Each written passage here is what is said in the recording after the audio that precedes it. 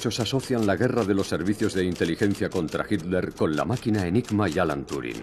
Pero hubo un hombre en la sombra sin el que la victoria no habría sido posible. Esta es su historia.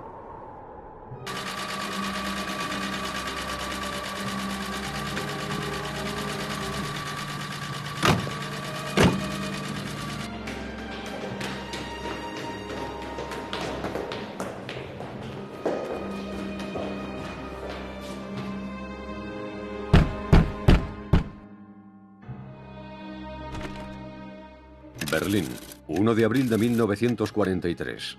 La Gestapo detiene en su domicilio a Hans Thilo Schmidt, funcionario de la Oficina de Investigación del Ministerio del Aire.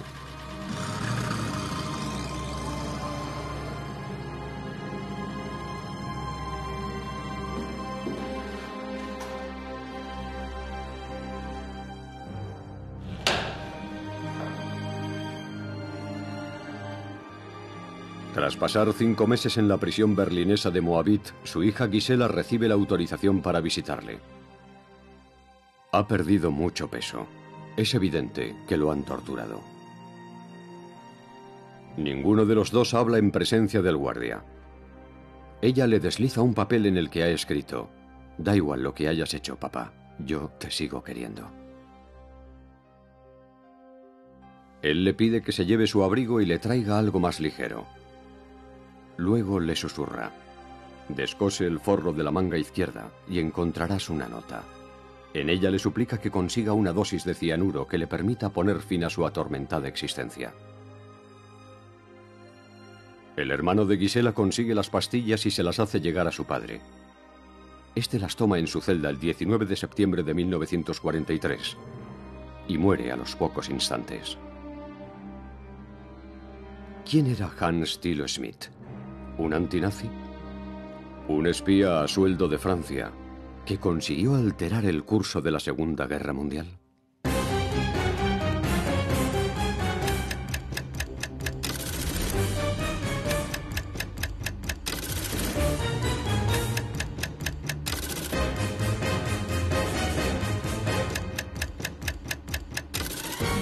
Nuestro espía en casa de Hitler.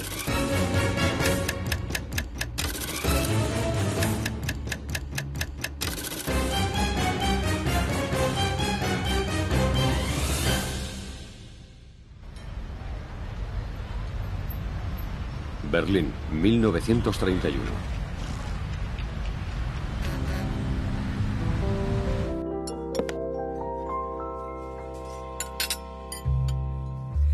Warum geht alles vorbei? Warum bin ich so allein? La atmósfera decadente que flota en la ciudad se refleja en películas como M, El vampiro de Düsseldorf o El ángel azul. En sus cabarets, las canciones sentimentales, el alcohol y el erotismo son disfrutados en compañía de travestis, gigolós y prostitutas. La terrible crisis económica ha sumido a Berlín en un clima caótico y confuso. Mientras Adolf Hitler proclama su desprecio por los bolcheviques, judíos y degenerados, nazis, comunistas y policías se enfrentan en violentas batallas campales. Hans Thilo Schmidt vive en Berlín. Es un ingeniero de 43 años. Un hombre de mediana estatura que da un taconazo para saludar y que pertenece a la alta burguesía alemana. Su madre era baronesa y su hermano Rudolf es comandante de la Reichswehr. Hans Thilo Schmidt es en cierto modo el fracasado de la familia. Un derrochador amante de las mujeres y del juego.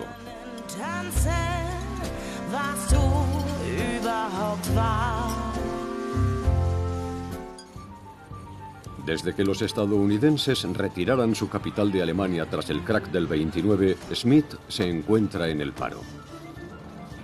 Igual que el 25% de la población activa.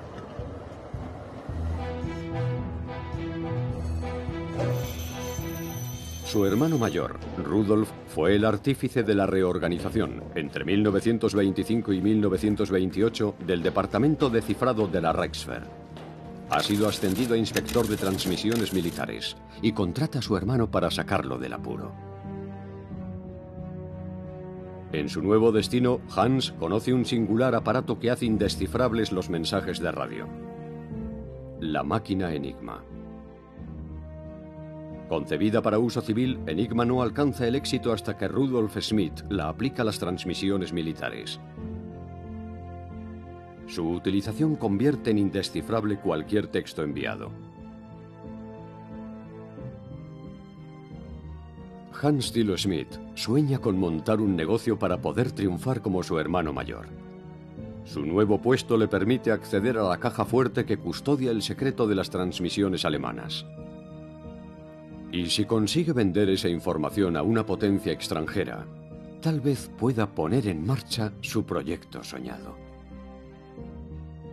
El país más interesado debería ser Francia. Su gobierno se muestra muy preocupado por la situación de Alemania, donde el comunismo y el nacionalsocialismo continúan ganando adeptos.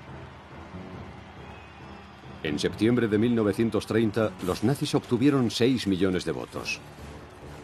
Y 107 diputados nazis entraron en el Reichstag con camisa marrón y el brazo en alto.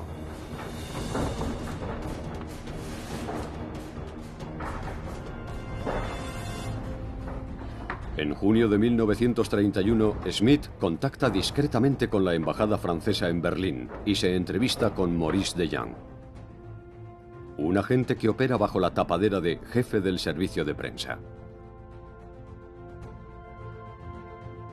Este alerta de inmediato a los servicios de información del Estado Mayor en París. Los servicios especiales, dirigidos por el coronel Rivet desde 1936, comprenden 3 departamentos. El de información al mando del teniente coronel Perruche. El de cifrado, la sección D, encabezada por el capitán Bertrand. Y el de contraespionaje, que centraliza la información, comandado por el teniente coronel Schlesser y el capitán Payol. Los franceses encuentran muy interesante la proposición de Hans Thilo Schmidt. Pero como acostumbran a hacer en el primer encuentro con un espía, deciden utilizar a un experto en reclutamiento. El elegido es Rodolphe Lemoine. Su verdadero nombre es Rudolf Stallman. Su padre era un joyero berlinés, pero adquirió la nacionalidad francesa al casarse con René Lemoine, de quien tomó el apellido. Amante de la buena vida, compagina sus negocios con misiones a tiempo parcial para los servicios especiales franceses. El 1 de noviembre de 1931, Lemoine se entrevista con Schmidt en el Gran Hotel de Verbier, en Bélgica. Y favorablemente impresionado, le pide que le demuestre su seriedad proporcionándole una información importante. Schmidt, que en adelante será llamado Asche, ceniza en alemán, se ofrece a revelar todos los secretos de la máquina Enigma a cambio de 10.000 marcos.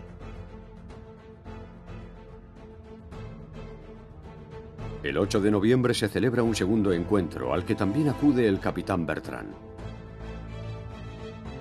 A cambio de la suma solicitada, Asche entrega un juego completo de fotos de Enigma y deja que Bertrand fotografíe las instrucciones en la habitación del hotel. Un sencillo acto que cambiará el curso de la Segunda Guerra Mundial.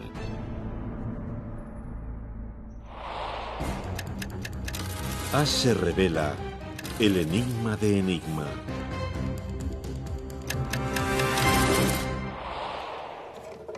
Enigma oculta en su interior 3 misteriosos rotores. Parece una máquina de escribir, con un teclado de 26 letras y un panel luminoso. Si el operador pulsa, por ejemplo, la letra A, el primer rotor transforma esta en una V. El segundo rotor convierte la V en una K. Y el tercer rotor transforma la K en una Y que aparece en el panel luminoso. Pero si pulsa de nuevo la letra A, se encenderá una G. Y si pulsa la A por tercera vez, tal vez se encienda una S. Enigma posee además un cuadro de conexiones que permite complicar aún más el proceso. Para descifrar un mensaje es necesario conocer la configuración inicial, es decir, la posición de cada rotor y del cableado del cuadro de conexiones. Una premisa en apariencia imbatible, que terminará convirtiéndose en su punto débil. Con una frecuencia mensual, el personal autorizado es informado de las posiciones que deben adoptar los rotores cada 24 horas. Los mensajes son cifrados y transmitidos por radio en código Morse en la frecuencia convenida. Una vez recibidos, serán descodificados utilizando otra máquina Enigma idéntica. Si el enemigo consiguiera descifrar el código válido para un día determinado, lo que sin duda le llevaría más de 24 horas, la información sería inútil, ya que al día siguiente el código habría cambiado.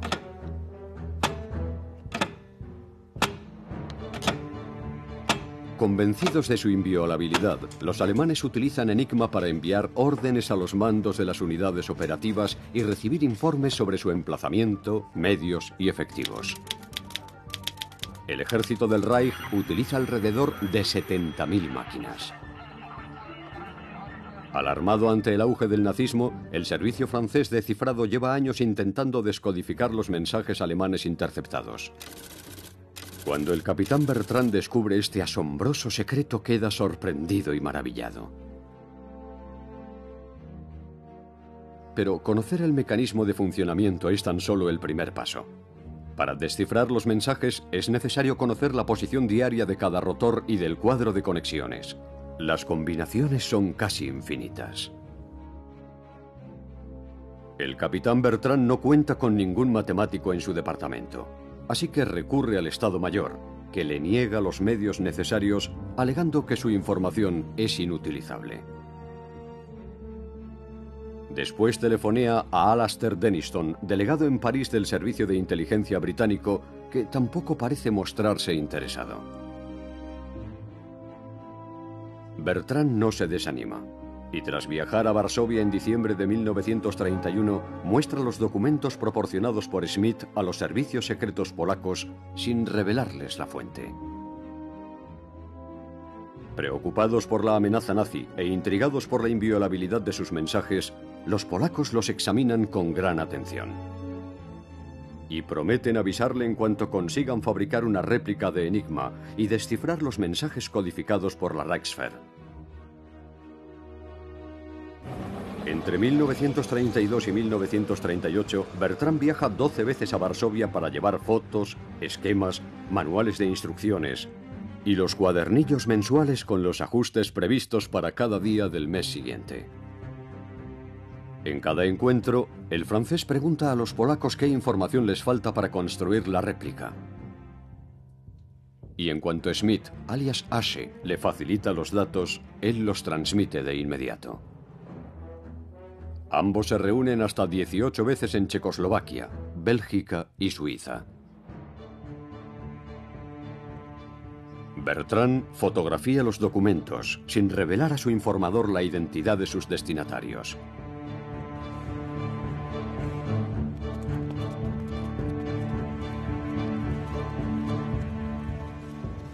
Schmidt recibe a cambio unos maletines con la cantidad convenida que son depositados en la consigna de una estación de Berlín. Pero muestra demasiados signos de riqueza. Compra trajes elegantes, va a esquiar con excesiva frecuencia, amplía su casa y dilapida el dinero en cabarets y salas de fiestas. Necesita una tapadera que le permita enmascarar tan sospechoso enriquecimiento. Así que, aprovechando su reputación como ingeniero químico, lanza el rumor de que el Estado francés le paga los derechos de una patente ficticia para fabricar jabón. Pero aunque todos los documentos proporcionados por Asche aportan datos valiosos, el secreto de Enigma permanece inescrutable. Los servicios secretos polacos llevan un año atascados. Hasta que un día, Marian Rejewski, uno de sus matemáticos y un genio de la estadística, consigue descifrar el primer mensaje. Rejewski también ha estudiado criptografía. Y además de hablar el idioma alemán de forma fluida, es asombrosamente intuitivo. El polaco ya había mostrado su talento al resolver un mensaje de prueba alemán compuesto por una pregunta de 6 cifras y una respuesta de 4. La pregunta era: ¿en qué año nació Federico II el Grande? Y la respuesta: 1712. A fuerza de examinar las repeticiones, de resolver miles de ecuaciones basadas en ellas, y gracias a la información proporcionada regularmente por Bertrand, Rejewski consigue hacer una réplica de la máquina Enigma con su correspondiente cableado. Llevado por su intuición, decide probar su eficacia después de Navidad, imaginando que los alemanes se felicitarán el año. Y como por arte de magia, ve surgir de su panel luminoso los textos descifrados de los comunicados.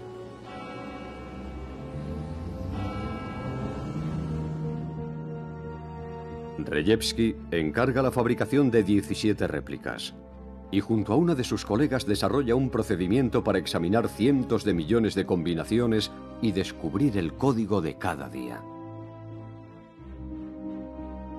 Tras crear un montaje de 30 rotores, los hace girar a toda velocidad para eliminar las combinaciones imposibles. Este ingenio, bautizado como bomba electromecánica, se convertirá en el precursor del ordenador. Unas bandas perforadas colocadas sobre un tablero luminoso permiten que los rayos de luz ayuden a identificar las casillas compatibles. Rejewski descifrará los códigos enemigos de forma ininterrumpida entre 1933 y 1938. Y hay mucho que escuchar. Todas las divisiones de la Wehrmacht y la Luftwaffe y los navíos de la Kriegsmarine están equipados con una máquina Enigma.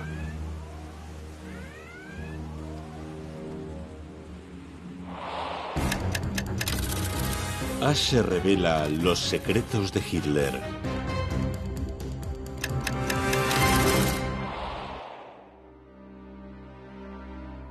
Viendo el rumbo que toman los acontecimientos, Hans Thilo Schmidt se inscribe en el partido nazi.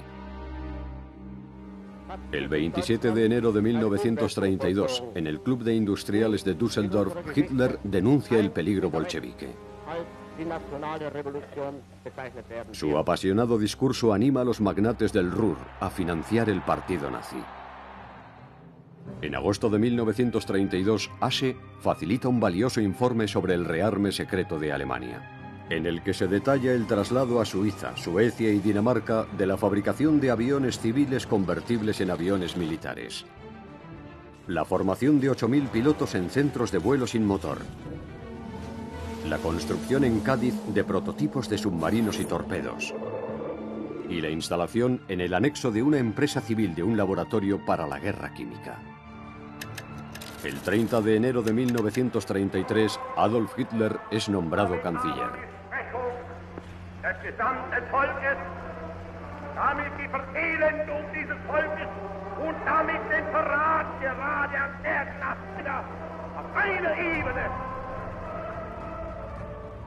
Hitler sabe que no es bien visto en el Estado Mayor de la Reichswehr y tampoco se fía de la Abwehr, su servicio de inteligencia. Así que encarga a Hermann Göring, su ministro del aire, la discreta creación de un vasto sistema de escuchas telefónicas, de radio y de vigilancia postal, el Forschungsamt.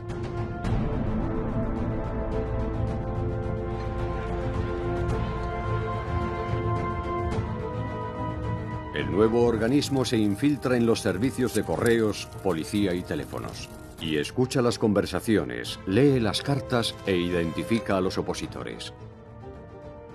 El destino coloca a Hans Thilo Schmidt como intermediario entre el Forschungsamt y el servicio de cifrado de la Reichswehr, un puesto que le permitirá pasar información crucial a los franceses. En agosto de 1933 desvela las intenciones de Hitler acerca del llamado corredor polaco. Y en enero de 1934 revela la creación de campos de concentración y la institución de la pena de muerte para delitos políticos. Unos meses después, detalla la doctrina de empleo de las divisiones blindadas e informa sobre las órdenes de Göring de construir 1.400 aviones en 2 años. En enero de 1935 revela que Hitler está reorganizando la Abwehr y que ha colocado al mando a Wilhelm Canaris. En noviembre de 1935, su hermano mayor, Rudolf, es destinado al Estado Mayor del Ejército de Tierra, una circunstancia que permitirá a Asche mantenerse al corriente de todos los proyectos de la Wehrmacht. En enero de 1936 revela que Hitler planea recuperar la orilla izquierda del Rin, desmilitarizada desde 1919. La operación tiene lugar 6 semanas después. Pero sobre todo proclama la debilidad de las fuerzas alemanas y su intención de replegarse ante la más mínima reacción francesa. Un aviso que permitiría al alto mando francés contraatacar sin correr riesgos. Pero su gobierno no escucha a los servicios especiales. El presidente del Consejo de Ministros, Albert Chagot, se limita a realizar una protesta verbal. No dejaremos Estrasburgo expuesto al fuego de los cañones alemanes. Una reacción militar francesa habría obtenido el apoyo de Inglaterra, Polonia y Checoslovaquia, y los generales alemanes habrían forzado a Hitler a retroceder. Pío XI declara: si Francia hubiese entrado en Renania con 200.000 soldados, de los 650.000 que tenía, le habría hecho un gran favor a la humanidad. El prestigio de Hitler sale reforzado tras demostrar a sus generales que sus temores eran infundados. Francia, por su parte, pierde la imagen de primera potencia europea. Es percibida como un simple satélite de Inglaterra. Y lo que es peor, Checoslovaquia, Polonia y Yugoslavia tienen la sensación de que no intervendrá si Hitler les ataca. Durante este decisivo periodo, mientras continúa ascendiendo en la jerarquía militar, Rudolf Schmidt sigue confiando a su hermano información confidencial o incluso secreta que éste se apresura a transmitir al servicio de información francés. Habla de temas cruciales con tal libertad que los franceses comienzan a preguntarse si no estarán siendo víctimas de una intoxicación.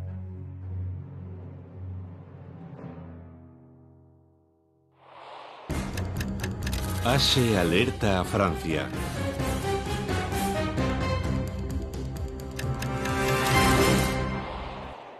En junio de 1936, Asche entrega a Francia el programa de movilización militar del Reich.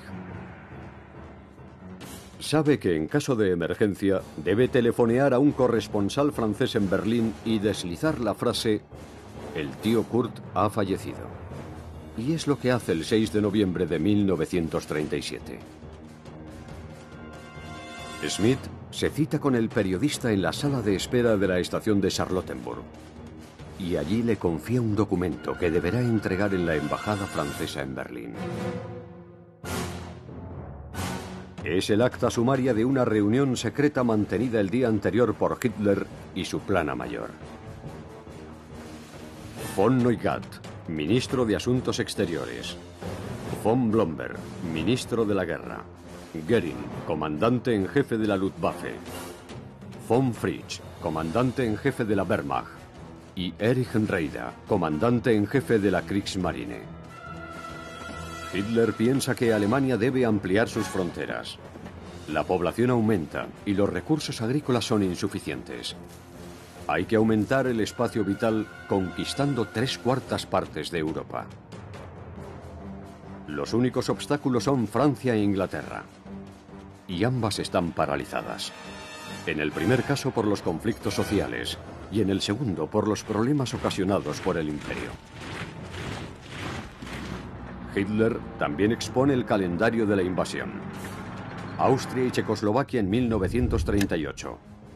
Polonia en 1939 y Francia, Bélgica y Holanda en 1940. Convencidos de que Francia e Inglaterra responderán a la invasión de Austria y Checoslovaquia, von Neugath, von Blomberg y von Fritsch manifiestan su desacuerdo. Hitler monta en cólera y zanja la reunión. No tardará en sustituir a los opositores. El ayudante de campo del Führer redacta el acta de la reunión. Y esa misma tarde comenta su contenido con su amigo Rudolf Schmidt, general desde octubre de 1936. Profundamente preocupado, Rudolf informa a su hermano menor y promete entregarle esa misma semana una copia del acta y un documento de enorme valor estratégico. Un mapa de Europa con las fechas de las invasiones programadas. ¿Por qué lo hace? Es un misterio. Tal vez se ha vuelto antinazi como tantos generales alemanes. Su sorprendente actitud carece de explicación.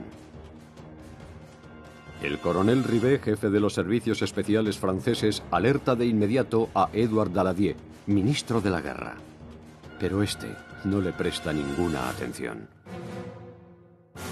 Tampoco lo hacen César Campinchi, ministro de la Marina, Pierre Cot, ministro del Aire, el mariscal Pétain y el general Gamelin, comandante en jefe del ejército. Todos prefieren otorgar credibilidad a los informes conciliadores proporcionados por André-François Poncet, embajador de Francia en Berlín, que se ha dejado embaucar por Hitler. Ashe se muestra atónito ante la pasividad de los franceses. En febrero de 1938, con 15 días de antelación, Hans Thilo Schmidt anuncia la Anschluss, la anexión de Austria.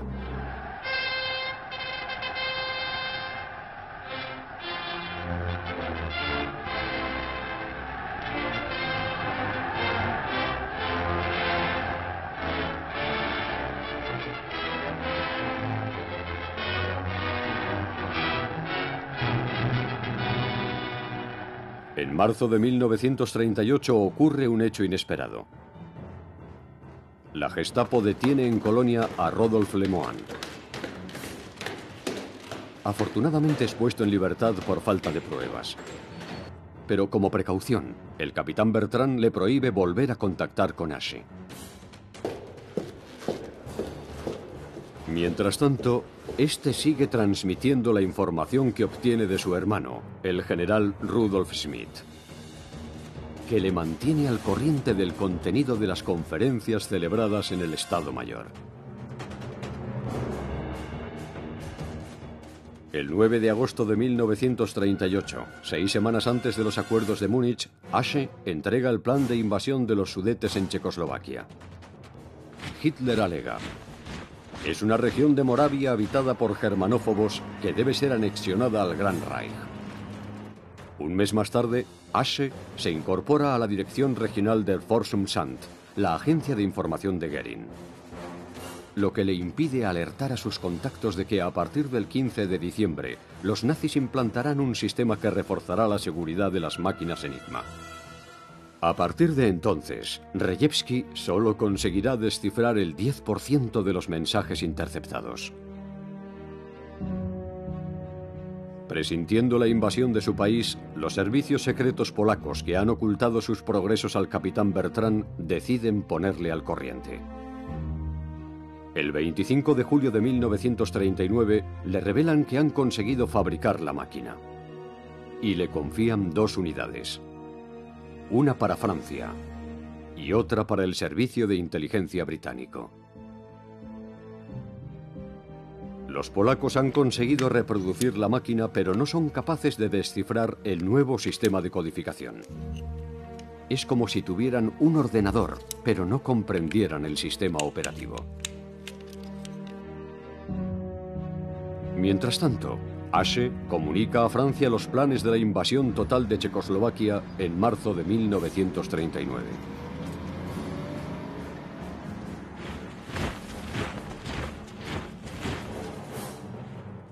La entrada en Polonia de los nazis, el 1 de septiembre de 1939, pilla por sorpresa a su equipo de investigación.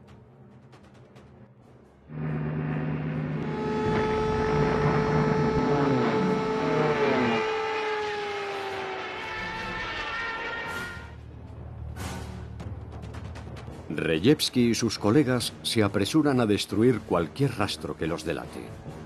6 hours after Great Britain declared war on Nazi Germany, the Republic of France followed.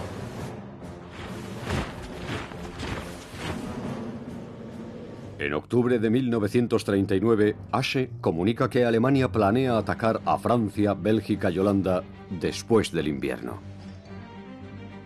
En un principio, el dinero fue su único móvil, pero Hans Thilo Schmidt, aún con carné del partido, parece haber ido evolucionando hasta convertirse secretamente en un antinazi.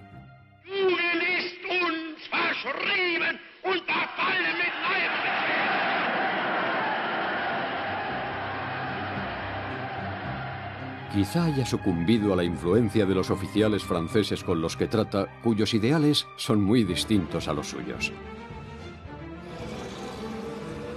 O tal vez desea demostrar que es un triunfador como su hermano y que compensará su traición sirviendo a una noble causa.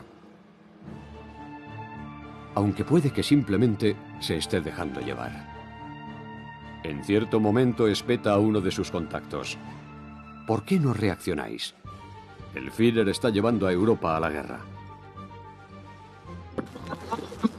Las tropas del canciller Hitler acaban de invadir Polonia.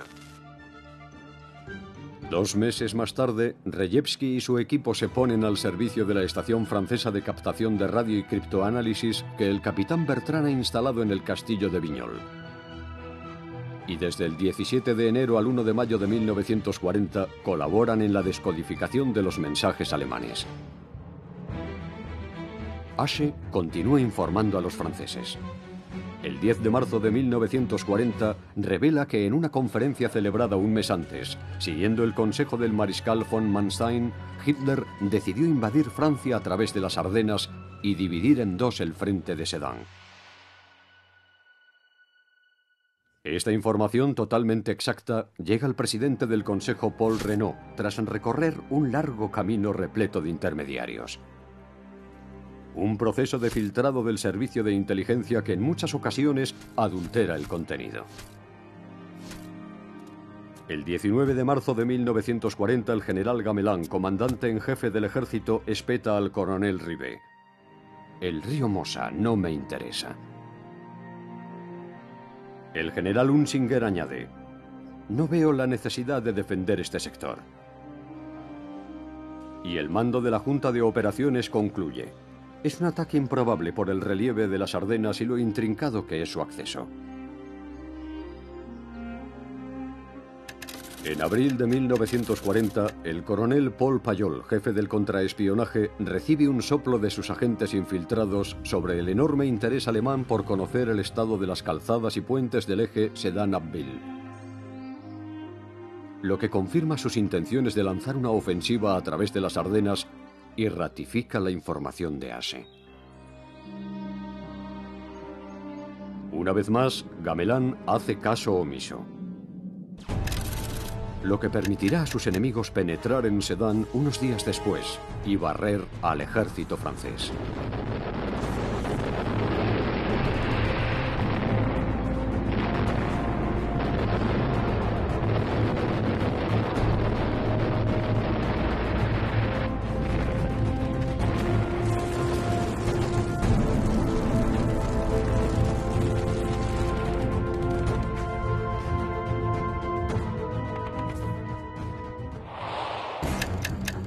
Churchill escucha a Asche.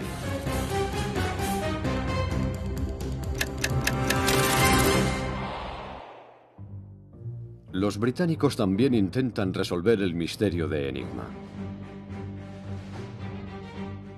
Provisto de una réplica polaca, el servicio de inteligencia construye una estación ultrasecreta de escucha en Bletchley Park, a medio camino entre Oxford y Cambridge. En sus instalaciones, cientos de operadores de radio escuchan y graban mensajes alemanes que decenas de matemáticos y campeones de ajedrez tratan de descifrar. En enero de 1940, el genio inglés Alan Turing, uno de los padres de la informática, viaja al castillo de Vignol para entrevistarse con Rejewski. Y ambos pasan juntos varios días compartiendo sus descubrimientos. Tras este enriquecedor encuentro, Turing diseña una bomba electromecánica mucho más avanzada que la de Rejewski y crea un procedimiento de descodificación bautizado como Ultra por sus siglas en inglés. un sistema que permitirá que de enero a mayo de 1940 el equipo de Bletchley Park consiga descifrar los mensajes de la Wehrmacht y la Luftwaffe. Sin embargo, aún es demasiado lento. Para cuando son descifradas, muchas de las informaciones operacionales ya se han quedado obsoletas. Churchill es un apasionado de las nuevas tecnologías. Ha conocido el prodigioso avance de los aviones, los carros de combate y los radares, y ahora es un ferviente entusiasta del sistema Ultra. Desde que fuera nombrado primer ministro en mayo de 1940, todos los días insiste en examinar el contenido de los últimos mensajes descifrados. Para mantener el secreto a salvo, Churchill amenaza a todo el personal de Bletchley Park con ejecutar a cualquiera que revele información.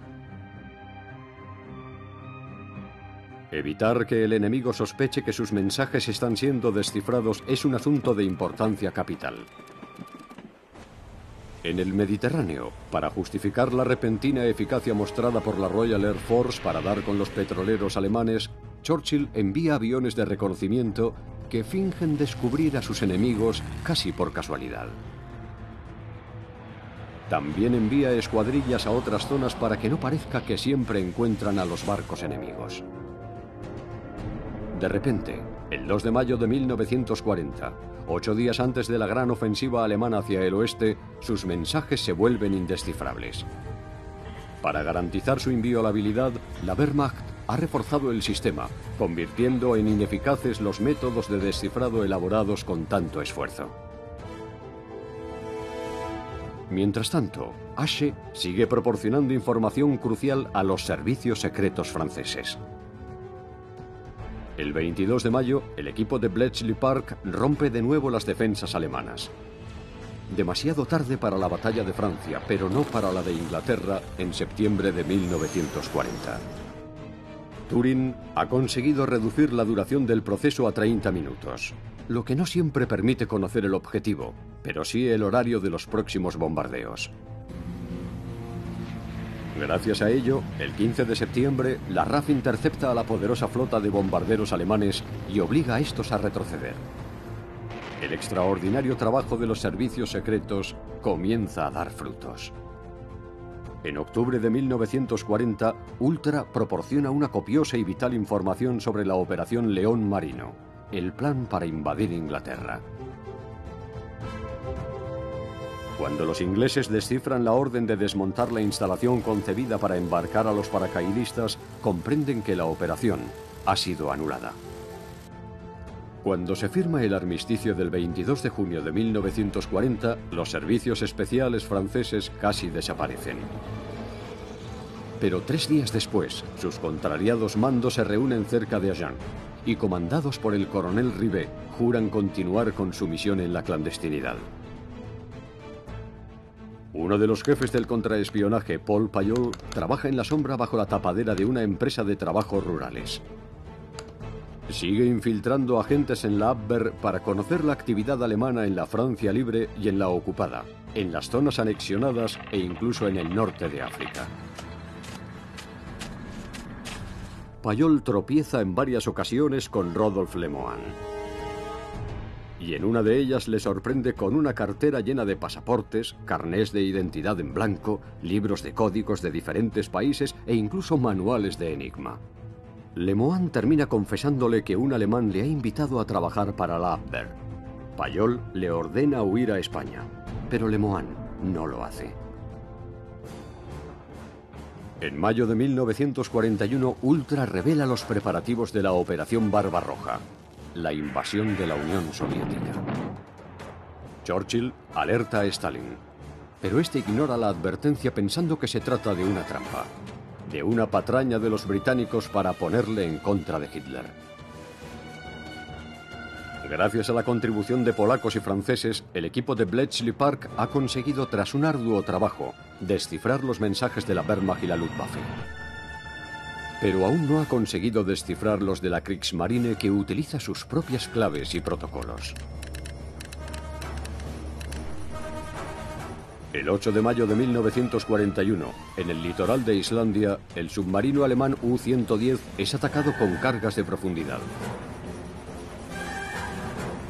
Presa del pánico, la tripulación abandona la nave olvidando las consignas de evacuación. El capitán del destructor inglés envía a varios hombres para inspeccionar los restos. Y estos encuentran una máquina Enigma. No una réplica como la proporcionada por los polacos. Una máquina alemana auténtica, con los últimos rotores, el cableado original y un juego completo de claves y códigos. Un hallazgo de valor incalculable. El almirantazgo inglés hace jurar a todos los marineros que mantendrán el secreto. Y borra cualquier rastro del abordaje para evitar las suspicacias del Estado Mayor alemán. En Egipto, las fuerzas británicas han lanzado una gran ofensiva para destruir a los tanques alemanes. En el otoño de 1941, durante la Guerra del Desierto en el norte de África, los informes de Turing permiten hundir la mitad de la flota italiana enviada para abastecer a Rommel, impidiendo así que conquiste el Cairo. También ayudan al general Montgomery a alzarse con la victoria en la segunda batalla de El Alamein. En pleno apogeo de la campaña, la contribución de Ultra permite hundir un convoy procedente de Nápoles que transportaba refuerzos vitales. La urgencia de la misión no ha permitido enviar a tiempo falsas escuadrillas de reconocimiento para evitar que los alemanes alberguen sospechas sobre la seguridad de sus transmisiones. Así que Churchill ordena transmitir un mensaje de radio a un espía ficticio establecido en Nápoles en el que le agradece su valiosa aportación. Los alemanes otorgan credibilidad al mensaje interceptado. Pero en febrero de 1942 ocurre una catástrofe. El almirante Dönitz manda añadir un cuarto rotor a las máquinas Enigma de la Kriegsmarine, multiplicando aún más las permutaciones de código y provocando enormes pérdidas a la flota aliada.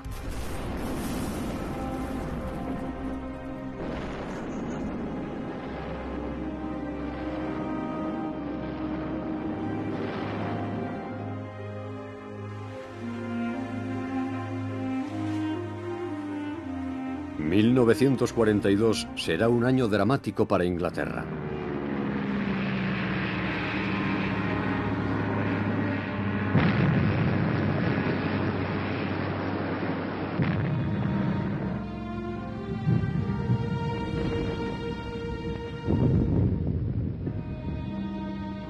El equipo de Bletchley Park no consigue descifrar los mensajes de los submarinos enemigos.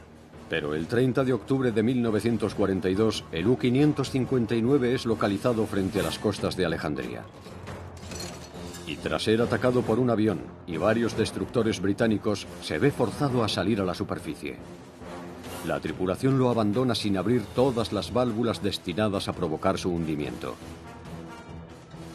Arriesgando su vida, 3 marineros abordan el submarino. 2 de ellos se hundirán con él, no sin antes entregar al tercero libros y documentos con las últimas instrucciones de Enigma. El final de la fuente Ashe.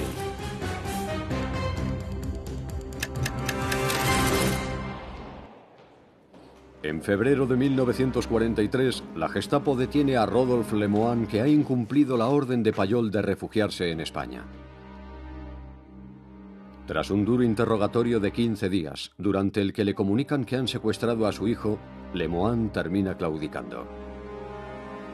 Desesperado, acepta infiltrarse en la red de evasión de los pilotos ingleses y americanos hechos prisioneros y controlar la circulación de moneda inglesa entre España y Francia. Por último, denuncia al espía alemán Ashe. El 1 de abril de 1943, Hans Thilo Schmidt es detenido. Su hermano Rudolf, que ha estado sustituyendo en el frente oriental al general Guderian, es destituido 9 días más tarde, a pesar de su brillante hoja de servicios. Lemoine no ha sido informado de la colaboración anglo-polaca, por lo que no aporta datos sobre Ultra. Los agentes polacos y el capitán Bertrand también son detenidos. Tal vez bajo tortura habrían revelado que los ingleses habían descifrado sus códigos secretos. Pero convencida de la invulnerabilidad de Enigma, la Abwehr no les interroga sobre ese tema.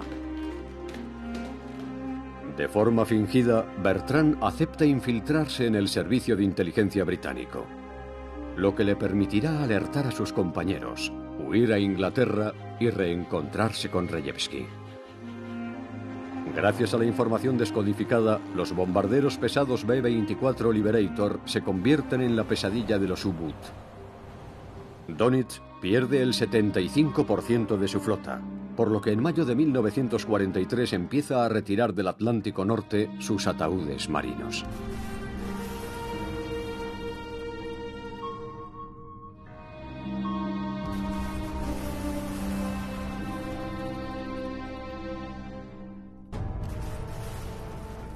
Durante gran parte del conflicto, los ingleses descifraron más de 18.000 mensajes diarios sin despertar sospechas. El último fue enviado por el almirante Dönitz el 30 de abril de 1945. El Führer ha muerto. El combate continúa. Un reto crucial que fue superado gracias al sistema Ultra y al espía Hans Thilo Schmidt.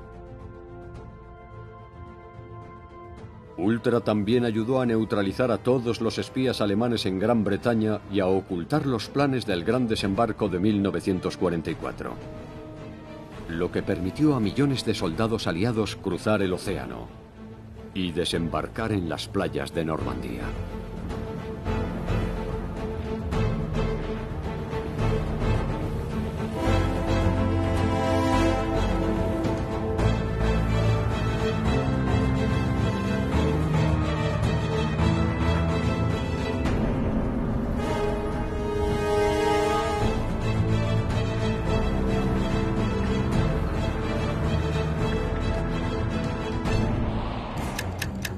¿Qué fue de ellos?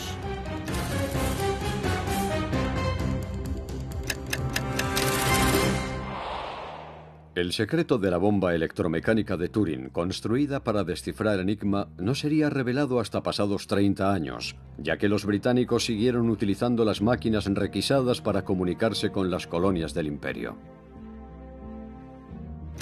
Marian Rejewski regresó a Polonia en 1946.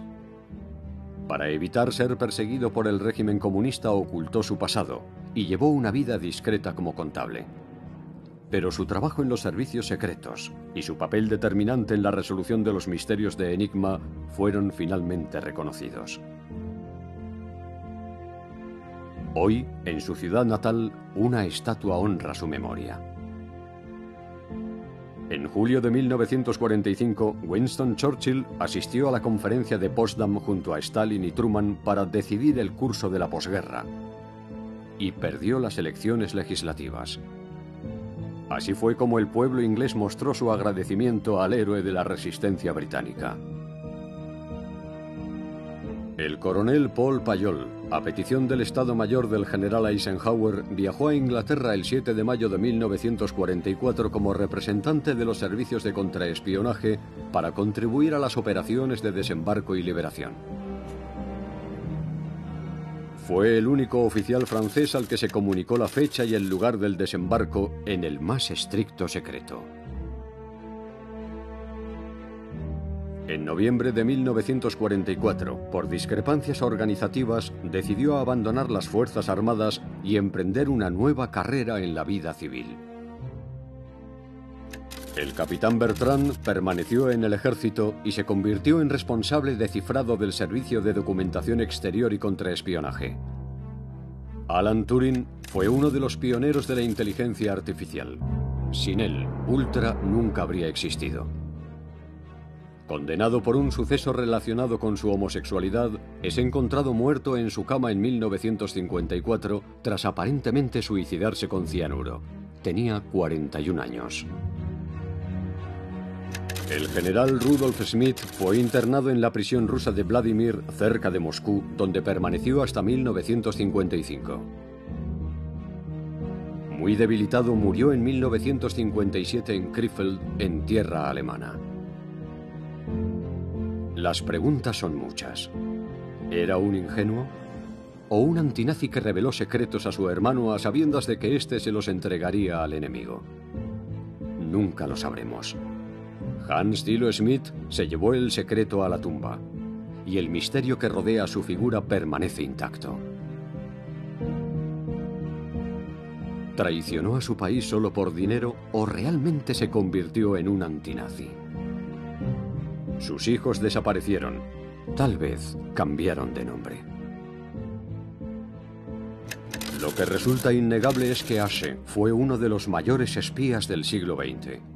La relevante información que suministró a Francia contribuyó a adelantar considerablemente el fin de la Segunda Guerra Mundial. Sin su intervención, la liberación de Europa Occidental tal vez se habría pospuesto hasta 1946 o 1947. Los estamentos franceses no supieron valorar la información proporcionada por Hans Thilo Schmidt durante 10 años. Pero los servicios especiales lograron compensar esta carencia con su admirable y desconocida contribución. Dice usted que se trata del espía más importante de la Segunda Guerra Mundial, un alemán reclutado por nosotros que reveló secretos extraordinarios. Pero en Francia no lo conocemos. Conocemos a Richard Sorge, pero usted dice que Asche fue más importante. Para mí es un misterio. Aclaremos una cosa, que Hans Thilo Schmidt fue el espía que más influyó en el desarrollo de la Segunda Guerra Mundial. No lo digo yo, lo dice el historiador estadounidense David Kahn. Es un hecho de sobra conocido, tanto en América como en Inglaterra. Hans Thilo Schmidt fue uno de los principales agentes de los servicios de información de la Segunda Guerra Mundial.